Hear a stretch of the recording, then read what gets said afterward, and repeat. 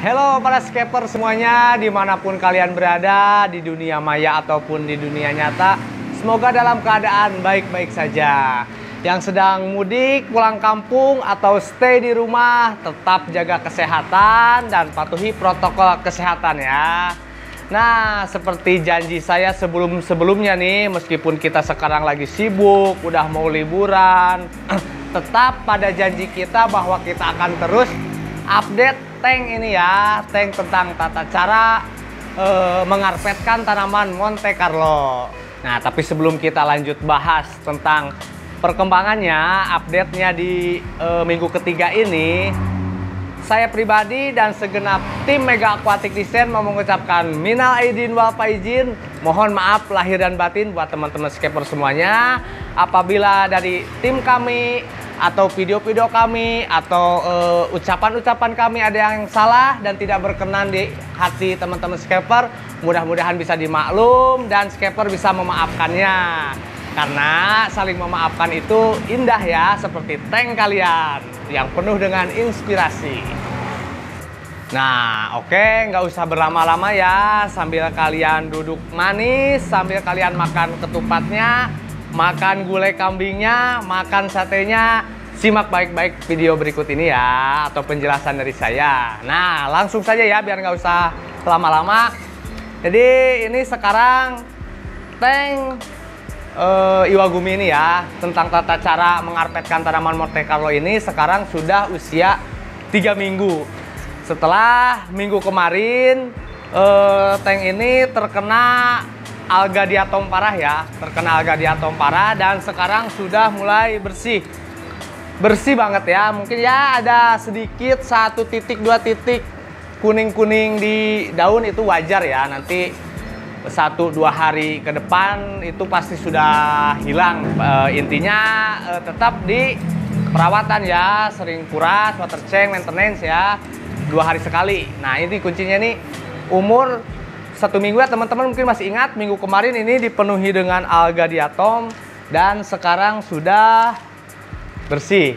Nah, oke nih teman-teman, jadi gini nih, ini kan sekarang update minggu ketiga ya. Update minggu ketiga kita udah jelasin dari awal, mulai dari pembuatan, terus planting, kemarin update pas alga diatom, sekarang kita update lagi. Nah, itu kenapa sih kita bikin part-part seperti itu ya, tidak seperti misalkan kenapa sih nggak langsung aja dari awal time lapse gitu ya, sampai umur 80 hari, umur 2 bulan, 3 bulan, 1 video. Nah, maksud saya itu supaya teman-teman skaper semua, khususnya para pemula, mengerti dan paham. Di rentang waktu segitu itu, apa saja sih yang terjadi, kendala apa saja sih yang dihadapi. Nah, jadi sengaja kita bikin part-part update tiap minggu, maksudnya seperti itu. Jadi kita tidak menampilkan manisnya saja, pas planting, time lapse, udah merambat, udah bagus gitu kan, dibikin 1 video. Nah, jadi ya balik lagi, intinya seperti itu, biar pas, padahal kan maksudnya tidak tahu tuh selama perjalanan itu tuh ada kendala apa saja, ada masalah apa saja. Nah, jadi spesial buat teman-teman skaper, jangan bosen menonton video dari kami, update dari kami. Jadi setiap perjalanan kita jelasin, tiap ada masalah kita terangin, terus jalan keluarnya kita juga praktekin langsung. Nah, ini teman-teman penampakan untuk si Monte Carlo yang sudah berusia 3 minggu ya, 3 minggu. Sudah mulai, sebagian udah mulai mengarpet, sebagian lagi masih ada yang beberapa yang masih sepertinya masih adaptasi ya, masih beradaptasi. Tapi secara keseluruhan ini bisa dikatakan bahwa 90% lah sudah tumbuh dan mulai menunjukkan perkembangannya dengan bagus ya. Nah, saya jelaskan sedikit apa sih yang dinamakan adaptasi, khususnya tumbuhan ya, adaptasi tumbuhan. yaitu kemampuan si tumbuhan itu untuk menyesuaikan diri terhadap lingkungannya yang baru. Nah, tujuan adaptasi itu apa sih si tanaman itu beradaptasi? Tentunya yang pertama adalah untuk mempertahankan hidupnya. Yang kedua yaitu untuk menyesuaikan diri terhadap lingkungannya yang baru. Yang ketiga adalah dia untuk bisa memperoleh makanan. Dan yang keempat itu adalah yaitu untuk melindungi diri dan berkembang biak. Nah, jadi saya jelaskan dulu sebelum nanti kita lihat si tanaman Monte Carlo ini lebih dekat ya. Tadi kan sampai tujuan si tumbuhan itu beradaptasi. Nah, ada berapa jenis sih secara umum adaptasi itu? Ya, adaptasi itu yang pertama adalah adaptasi morfologi atau kemampuan si tanaman itu beradaptasi untuk mengikuti si bagian tubuhnya ya, bentuk fisiknya atau morfologinya gitu. Misalkan kayak ibaratnya gini, daun darat, daun air, dia kan menyesuaikan di daun air seperti ini, di daun darat seperti itu. Nah, itu masuknya adalah adaptasi morfologi. Karena adaptasi morfologi juga itu dibedakan menjadi 3 ya. Yang pertama itu xerophyte, yaitu adaptasi di lingkungan yang kering ya, lingkungan yang kering. Nah, itu biasanya sih kalau ini tidak termasuk ya, tidak termasuk, maksudnya itu lebih mungkin masih masuk semisal kita mendaratkan anubias ya, mendaratkan anubias, meskipun sebenarnya itu melewati fase adaptasi higropit ya, atau ke tempat lembab dulu kan. Biasanya anubias kalau didaratkan kita sungkup dulu, setelah disungkup baru dibuka. Nah, itu seperti itu. Nah, untuk yang kedua tadi yaitu secara hidropit. Nah, ini si hidropit ini nih, yaitu adaptasi si tumbuhan ini di lingkungan air atau di dalam air. Nah, contohnya ya ini. Jadi si tanaman Monte Carlo ini beradaptasi dari darat ke air dengan merubah bagian fisiknya. Misalkan daunnya akan lebih lebar tapi lebih tipis gitu kan. Berbeda dengan si tanaman Monte Carlo yang di darat ya. Untuk di tanaman darat itu si daunnya itu biasanya terlapisi oleh semacam zat lilin ya, yaitu untuk mengurangi transpirasi ya, mengurangi transpirasi atau penguapan karena dia hidupnya di darat. Nah, setelah masuk ke tank udah beradaptasi menjadi daun air, si zat lilin itu, si lapisan lilin itu hilang, tapi lebih ke dia memperlebar daunnya, tapi lebih tipis dan memperbanyak si stomatanya. Karena karena untuk penyerapan si hara ya, unsur hara itu bukan hanya dari akar saja, tetapi juga dari daun. Nah, seperti itu. Salah satu contoh untuk adaptasi morfologi seperti itu. Dan dari akar juga biasanya kalau daun air itu sebenarnya cenderung lebih pendek ya, lebih pendek dibandingkan dengan si tanaman darat seperti itu. Nah, untuk selanjutnya yaitu adalah adaptasi si higropit. Adaptasi si higropit ini yang tadi itu yaitu dari kemampuan si tumbuhan ini untuk bisa beradaptasi di daerah lembab. Biasanya ini untuk jenis paku-pakuan, moss gitu kan ya, biasanya untuk, atau lebih cocok mungkin kalau kita aplikasikan ya, diibaratkan itu di paludarium lah, paludarium gitu kan, di paludarium seperti itu. Nah, itu ada juga adaptasi yang seperti itu. Nah, tadi kan udah ya, yang pertama itu kan adaptasi morfologi ya, yang kita bagi 3 tadi, xerophyte, hidropit, sama higropit. Nah, yang kedua adalah adaptasi fisiologis. Nah, ini lebih kepada fungsinya, fungsi si organ-organ tumbuhan tersebut gitu kan.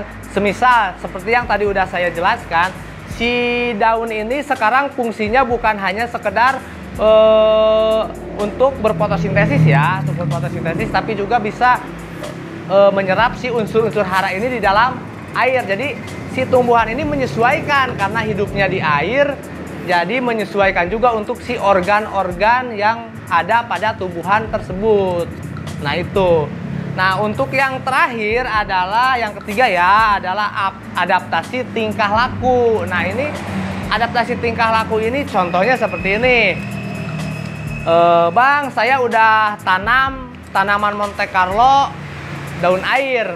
Nah saya pindahkan, saya planting di tank yang baru, tapi kok mereka adaptasi lagi. Nah itu kenapa? Nah jadi ya itu yang dinamakan adaptasi tingkah laku.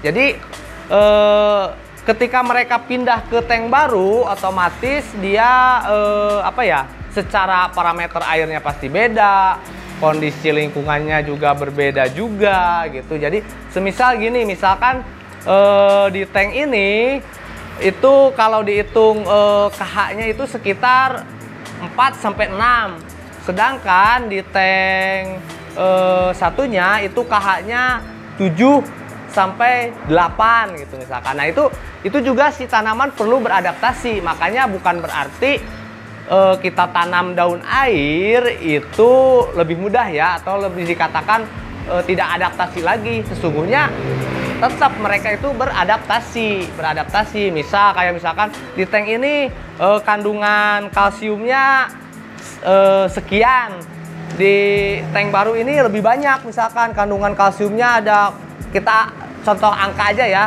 di tank sebelumnya kalsiumnya 5 misalkan, di tank selanjutnya itu kalsiumnya 10. Nah otomatis si tanaman ini harus bisa menyesuaikan di tank ini bagaimana caranya supaya si fungsinya itu misalkan di akar untuk menghambat lah atau menyaring bahwa saya itu butuh kalsiumnya itu cuma 5 gitu, tidak 10. Nah seperti itu masuk ke adaptasi tingkah laku.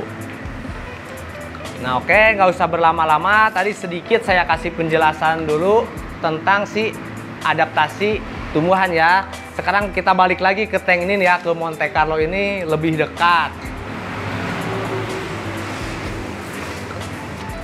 Nah ini penampakan lebih dekat si tanaman Monte Carlo-nya ya, sudah berusia 3 minggu.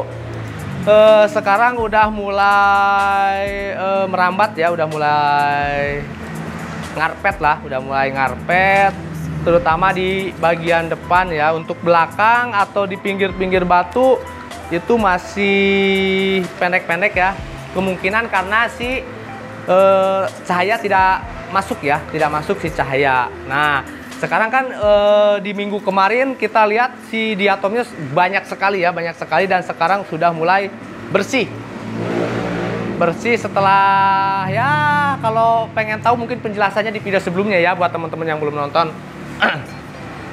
Nah setelah seperti ini teman-teman scaper tinggal mempertahankan saja ya, mempertahankan gimana caranya si Monte Carlo ini bisa terus tumbuh dan berkembang ya. Jaga tetap rutin WC-nya gitu kan, rutin bakteri cairnya, jaga kestabilan CO2-nya, jaga juga untuk si cahayanya, penetrasi cahayanya. Karena apa? Karena si Monte Carlo ini sekarang istilahnya udah bener-bener makan ya. Kalau manusia mungkin makan gitu, sudah makan, sudah berfotosintesis. Makanya syarat untuk berfotosintesis itu kan yang paling penting adalah cahaya sama si CO2 ya. Si CO2 itu sangat perlu sekali.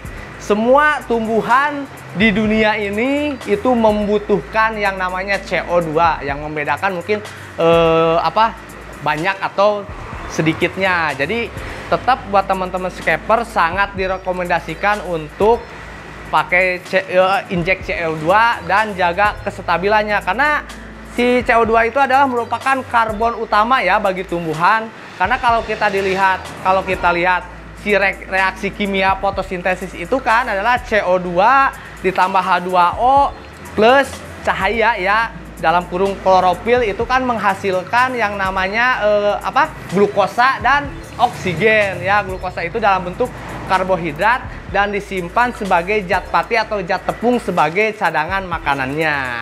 Nah loh, Bang, kok reaksinya cuma CO2 dan H2O. Ya memang itu yang paling penting itu adalah si CO2. Sekali lagi saya tekankan CO2 ya, CO2 dan H2O. Untuk unsur-unsur hara yang lainnya, nah nanti kita bisa kita bahas lebih jauh lagi ya. Itu si unsur hara kemana larinya gitu. Sedangkan fotosintesis hanya reaksi kimianya hanya CO2 sama si H2O. Seperti itu menghasilkan glukosa dan oksigen.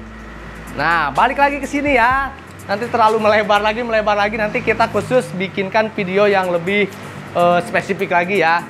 Untuk fotosintesis, untuk masalah nutrisi, unsur hara dan sebagainya. Tips yang sekarang nih ketika berumur 3 minggu dan penampakannya sudah seperti ini. Jadi kan kita tujuan utamanya adalah bagaimana cara mengarpetkan tanaman Monte Carlo ya. Perlu diingat ya, untuk teman-teman yang belum lihat videonya dari awal, step by stepnya, jangan lupa tonton dulu video sebelumnya. Atau nanti saya sematkan part by partnya di deskripsi ya, linknya ya. Jadi nanti teman-teman bisa tonton dari awal, yang belum sempat nonton tentunya ya. Nah, untuk lanjut lagi untuk tips yang sekarang, yaitu kan, nah, tujuan utama kita adalah untuk bagaimana cara mengarpetkan tanaman Monte Carlo. Nah, ini kan yang bagian depan udah terlihat panjang-panjang ya. Ada sebagian juga yang menutup seperti yang ini. Nah, ini sudah bisa kita lakukan yang namanya trimming ya. Trimming bagian per bagian, artinya bukan keseluruhan ya. Kita ambil bagian si batang Monte Carlo yang panjang dan menutupi tanaman yang lain ya. Jadi ditakutkan menutupi cahaya ya, karena ini masih istilahnya masih terpisah-pisah. Berbeda nanti kalau sudah ngarpet, Bang. Kalau sudah ngarpet juga saling menutupi. Nah, itu beda lagi cerita. Karena meskipun saling menutupi itu kan sudah istilahnya apa ya? Ngarpetnya udah panjang, udah kemana-mana gitu. Meskipun yang bagian ini ketutup, bagian yang ini nggak ketutup, masih tetap dapat cahaya gitu, jadi nggak masalah. Nah, yang ini perlu kita trimming. Nah, misal yang ini bisa kita potong, nanti kita tancapkan lagi. Nah, ini boleh lah kita potong.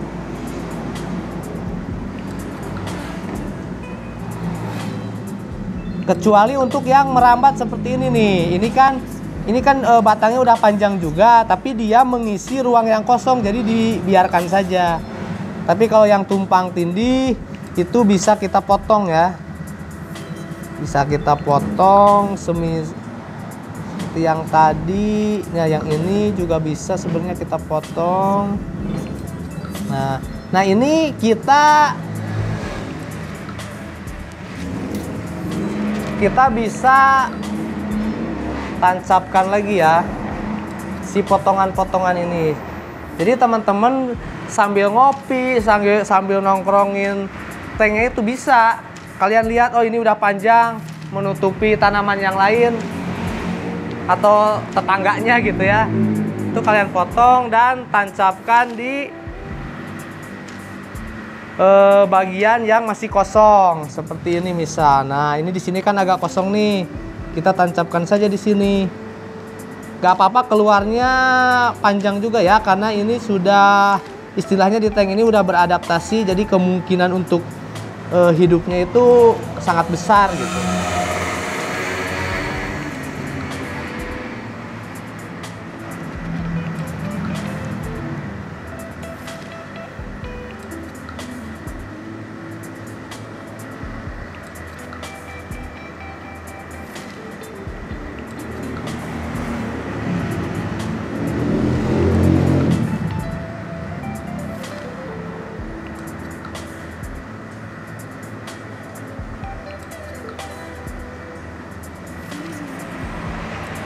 Nah, lakukan terus seperti ini sambil duduk-duduk, sambil ngeliatin. Biasanya kan kalau sore-sore atau malam-malam suka kita liatin nongkrong, oh ini udah panjang. Terus seperti itu ya. Jadi intinya supaya nanti seluruh permukaan itu cepet tertutup ya, cepet ngarpet, cepet full lah seperti itu. Ya salah satu caranya dengan seperti itu. Tapi bukan di trimming semua ya. Nanti itu mah kalau trimming semua, nanti ini kalau udah penuh, udah tebel, nanti kita juga kasih tutorial bagaimana cara trimmingnya. Jadi intinya ikutin terus kami, jangan sampai ketinggalan. Nyalakan loncengnya karena ini belum selesai, masih jauh ya, masih jauh. Nanti kan setelah minggu kemarin kita terkena alga diatom. Mungkin selanjutnya biasanya ada GSA atau mungkin hair alga dan lain sebagainya. Bang, kalau GSA itu apa sih? GSA itu adalah green spot alga. Makanya nanti lu dan teman-teman scaper semua tonton terus channel Mega Aquatic Design biar nggak ketinggalan. Nanti saya jelaskan GSA, nanti saya jelaskan juga hair alga dan BBA dan lain sebagainya. Seperti itu. Ini belum selesai, Oke, masih jauh. Oke? Ini aja belum ngarpet segala macam. Nah, jadi untuk kesimpulannya, untuk di update Monte Carlo minggu ketiga ya, minggu ketiga ini berarti ini kan udah kelihatan running, udah kelihatan tumbuh, udah kelihatan ngarpet. Tinggal teman-teman mempertahankannya saja ya. Dari yang tadi kan seperti karena si tanaman ini udah mulai makan, udah mulai berfotosintesis, jaga kestabilan si CO2 dan si cahayanya. Dan juga yang terakhir yang paling penting adalah maintenance. Supaya apa? Nah, itu kan udah saya buktikan tuh. Minggu kemarin ini penuh dengan alga diatom, sekarang karena rajin maintenance, rajin WC akhirnya bersih juga. Makanya hari ini juga saya akan langsung WC si tank ini ya. Oke.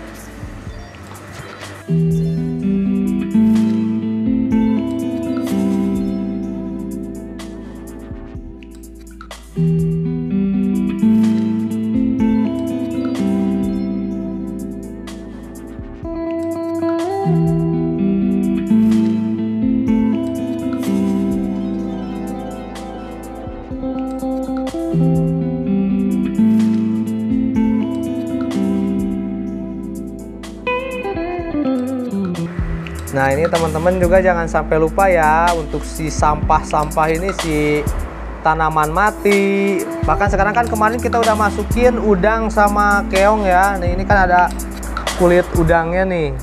Kulit udangnya kita sedot. Apalagi kalau misalkan ada ikan mati itu harus secepatnya diangkat ya. Harus secepatnya diangkat. Ini juga nih ada keong nih mati nih, udah kita sedot aja udah.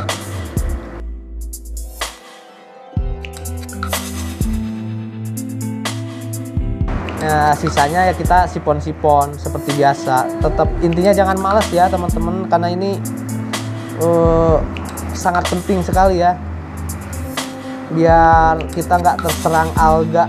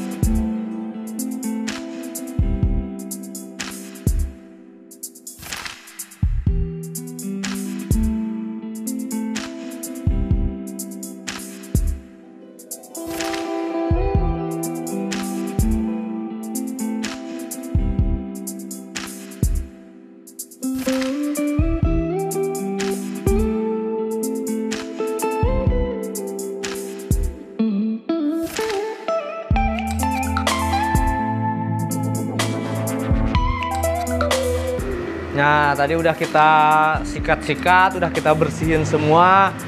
Kacanya udah kita sikat, batunya, sampah-sampahnya, kulit udang, keong mati, udah kita bersihkan pokoknya semuanya. Tinggal kita sekarang isi air kembali.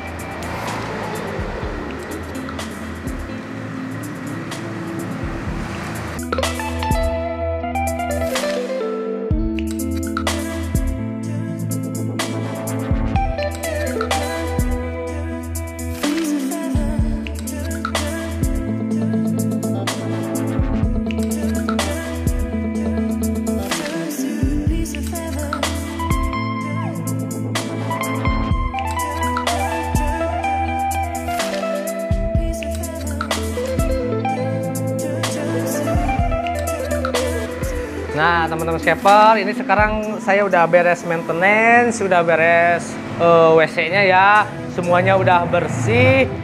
Pokoknya intinya teman-teman pertahankan seperti ini, jaga kestabilan dan si kelarutan CO2-nya ya, karena laju pertumbuhan si tanaman Monte Carlo ini yaitu sama aja dengan sebaik mana kita atau sebaik mana si tanaman ini berfotosintesis. Makanya ketika CO2-nya cukup, cahayanya cukup, fotosintesisnya terus, maka si pertumbuhan tanaman Monte Carlo-nya pun akan semakin bagus. Nah, intinya tetap ikutin terus video kami, karena intinya ini belum selesai. Pokoknya jangan bosan, karena apa? Karena kita sama-sama belajar. Kita terangin dari awal, kita jelasin dari awal bagian per bagiannya supaya teman-teman scaper semuanya bisa mengerti. Nah, oke. Buat teman-teman semua nih yang belum subscribe, saya ingatkan untuk subscribe. Jika suka dengan videonya jangan lupa like. Jika ada pertanyaan jangan ragu-ragu untuk tulis di kolom komentar. Oke, Mega Aquatic Design, let's cap and rock and roll.